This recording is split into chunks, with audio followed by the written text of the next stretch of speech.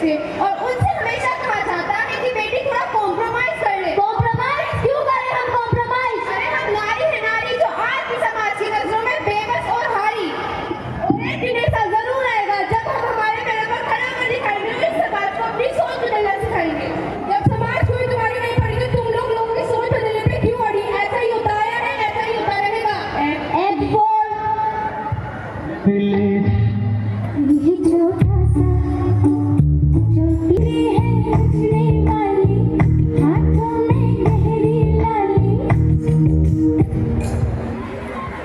बाल विवाह भारत की महिलाओं पर होने वाले अत्याचारों का बहुत बड़ा उदाहरण है, जिसका सरकार आज तक कुछ नहीं कर पाई। छोटी छोटी नन्ही नन्ही बच्चियों को बूढ़े बुजुर्गों पर आए मर्दों के साथ शादी के बंधन में बांध दिया जाता है और उनसे कहा जाता है कि बेटी थोड़ा कॉम्प्रोमाइज कर ले। कॉम्प्रोमाइज क्यों करें हम कॉम्प्रोमाइज? अरे हम नारी है, नारी जो आज भी समाज की नजरों में बेबस और हारी।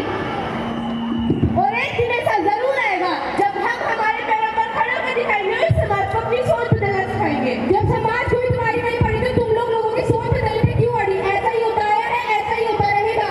F for देखो देखो इसके ससुराल वालों ने इसे घर से निकाल दिया।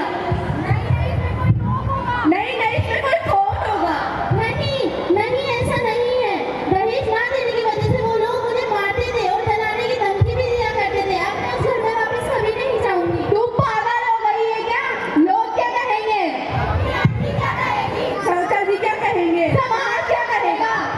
समाज क्या कहेगा इसको सबको पड़ी है, लेकिन इस लड़की की दुविधा इसकी किसी को नहीं पड़ी। अरे कोई तो इसकी मदद करो, पर नहीं, हमारे समाज को तो सिर्फ एक ही सलाह देनी आती है कि बेटी थोड़ा कॉम्प्रोमाइज कर ले। कॉम्प्रोमाइज क्यों करें हम कॉम्प्रोमाइज? अरे हम नारी है, नारी जो अब बनकर दिखाएगी सब पर भारी। हमारे देश को स्वतंत्रता दिलाने में महिलाओं का कितना बड़ा योगदान रहा है, पर हम भारतवासियों के मन में तो आदमियों और मर्दों के नाम की पट्टी बंधी हुई है। पर अब हम महिलाएं उस पट्टी को खोल अपने आप को साबित कर दिखाएंगे। मर्द कहते हैं कि अकेली औरत महफूज नहीं। इस बारे में मैं कुछ कहना चाहूंगी। अरे मर्द कहते हैं कि अकेली औरत महफूज नहीं। अरे वो कहते हैं कि अकेली औरत महफूज नहीं, पर ये क्यों नहीं बताते कि किसकी वजह से है। मैं आशा करती हूँ कि आने वाले भविष्य में हमारे देश के मर्द अपनी औरतों के साथ जुल्म और ज्यादती करने के लिए नहीं, बल्कि उनका साथ देने के लिए उनके साथ खड़े हों। और मैं औरतों के लिए और कुछ कहना चाहूंगी। अपमान मत करना नारियों का, इनके बल पर तो जग चलता है। अपमान मत करना नारियों का, इनके बल पर तो जग चलता है। पुरुष भी तो जन्म लेकर, अरे पुरुष भी तो जन्म लेकर इन्हीं की गोद में पलता है।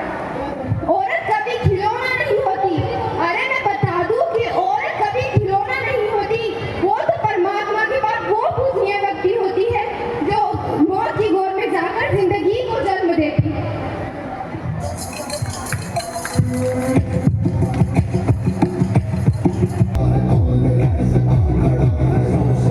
सबसे प्रबल शस्त्र रचित